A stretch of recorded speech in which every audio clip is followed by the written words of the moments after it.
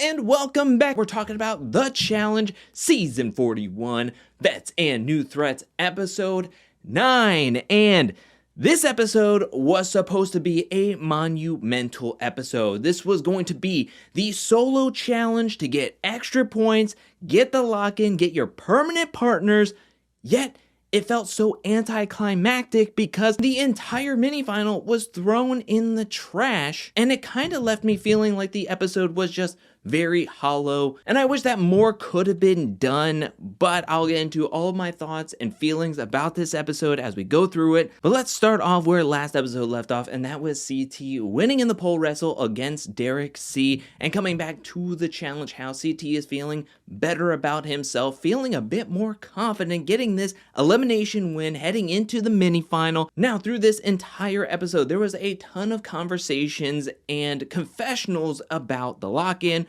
where everyone's heads are at, who they want to pick as their partners, who people would not like to be their partners. And the biggest moment that happened before the mini final is that Aneesa and Ashley get into a bit of a squabble, as Aneesa is overheard talking with Jake, and she is trying to, I think, get him to want to pick her as a partner, / she's thinking about picking Jake as a partner. So to really sell it to Jake to want to be her partner, she makes a comment saying that, hey, if we win, I'll give you my half of the money. Ashley overhears this, and to be honest, it feels like we're dealing with Smashley, not Ashley, because it sounds like Ashley's kind of sloshing her words a little bit. But she tells Aneesa in this moment that she's not going to win. She would never win because of athletics, that Ashley is a two-time challenge champion and she doesn't think she's going to win this game. Now, Aneesa tries to come back and say like, well, you have to believe in yourself, because if you're not gonna believe in yourself, who's gonna believe in you? Ashley says that she's not being negative about how she's viewing the game of herself or Aneesa. She's just trying to be real, and then thus calls Aneesa delusional. And the heated rivalry that we saw back in All-Stars Rivals just gets flamed up again. Now, there are gonna be some fans that are watching the show saying that Ashley told no lies. But I do find it funny how much criticism Ashley is giving to Aneesa. When you take a look at their performance points, and Ashley is sitting towards the bottom of the board at 13,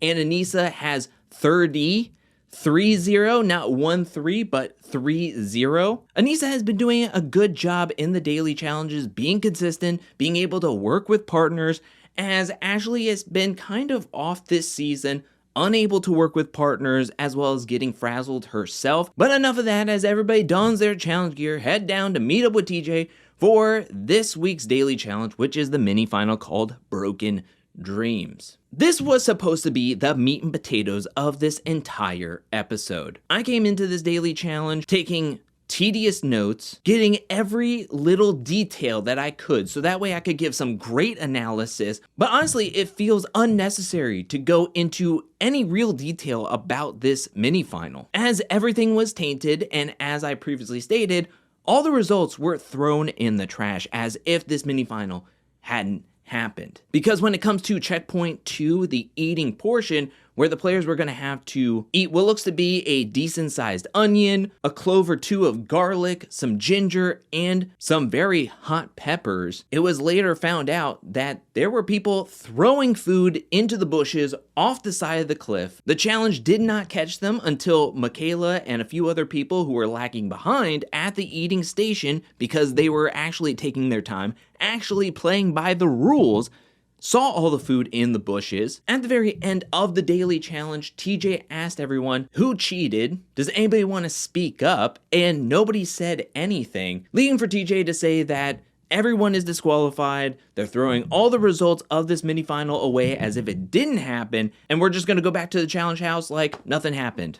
Everybody just got a decent sized workout for the day. I half expected and held out hope that TJ would make a house call at some point during this episode to sit everybody down and call out the people who cheated. We would get to see the video evidence of the people who cheated, and they could have divvied out points to the people who played by the rules and should have gotten points, and that could have changed the trajectory of the lock-in order, as well as just made everything so much better in this episode. But they just left it as it was. Nothing changed in this episode, which is very frustrating. Now, when taking a look at the video footage, it's clearly seen that D cheated, Sydney also mentioned that she cheated. Now, she said she ate 95% of the food, so only 5% of her onions she threw in the bushes. Jonna ended up cheating because once all of the peppers and onions were found in the bushes, she was like, I'm already at the bottom, I only have 2 points, so what's the point anyways if I'm gonna be at the bottom of the order no matter what, even if I win this entire thing? So she chucks her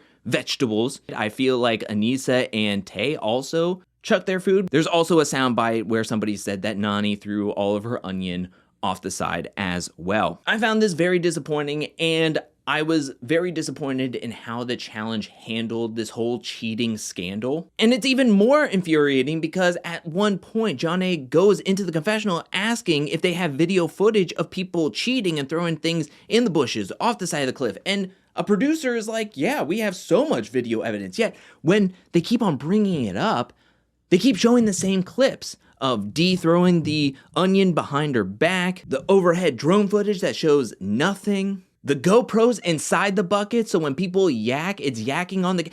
Who is that for? You can get rid of those camera angles, please. That doesn't help anything. It just makes me sick. And they also show the B footage of onions and peppers being thrown into the bushes. My theory is that the challenge did not catch these cheaters in the act. They did not have enough people there to watch, and they didn't have enough camera people to catch every single person who cheated, because this is a 5 checkpoint mini final. And you have to have at least one camera person at each checkpoint, so when somebody is crossing into the checkpoint, you can get that footage. You have to have at least one producer to give a check to anybody who finishes a puzzle or the chains or anything like that. So when everybody was lined up at one point for the eating portion, I'm sure they had 2 or 3 cameras in 2 vans. They may have had 2 or 3 checkers. But when you have 22 or 24 people all lined up in a straight line and you only have a handful of people to check every single person and keep an eye on every single person, there's going to be times where someone's going to fall through the cracks, and that's when they took the opportunity to throw their food away. They didn't catch them until after the fact, and that's why I think we don't have definitive proof of who cheated and where, because once one person left to take off to the next checkpoint after the eating, I'm sure that at least 1 or 2 camera people and 1 or 2 producers jumped in a second van and took off to catch them up at the next checkpoint before they crossed into the Jenga tower flip through. That's why I think they didn't show definitive proof in the episode's edit, as well as they just decided to scrap the entire thing as they were unable to have evidence on every single person who definitively cheated. So they just decided to scrap the whole thing, which feels empty, which feels hollow to me at the end of the day. It kind of brings back to me what I heard about the coin flip and the tiebreaker for this season, that they had not planned that there could be a tied vote twice.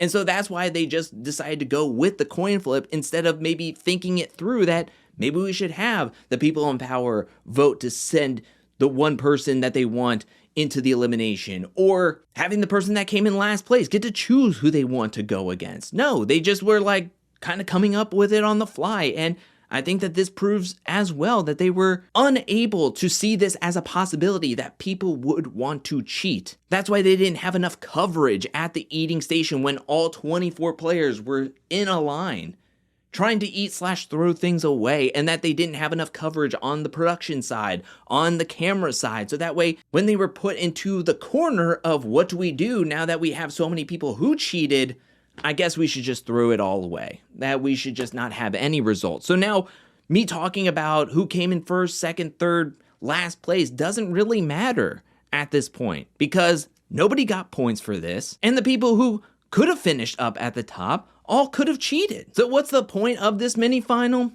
Nothing. Now I will say that there is a nice dinner that MTV and the challenge puts together for everybody for hitting the halfway mark, as well as heading into the lock-in, the permanent partner portion.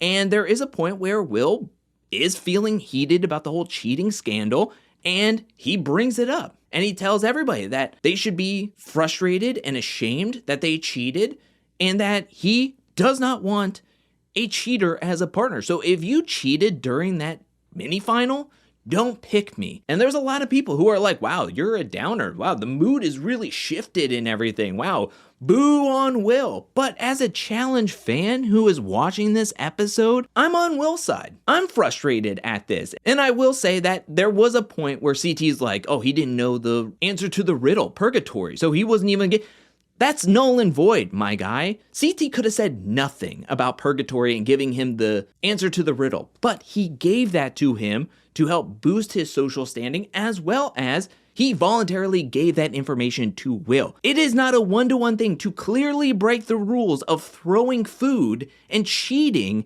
to somebody giving an answer to you and volunteering that information to you. Now, I will say that it does sound like he gets a little bit sloshed and will not stop talking about the cheating. So maybe he needed to take like a step back, take a deep breath, be mad at it, but kind of let it go at a certain point. I know I was very long-winded about the cheating scandal, but realistically, that's the whole episode, right?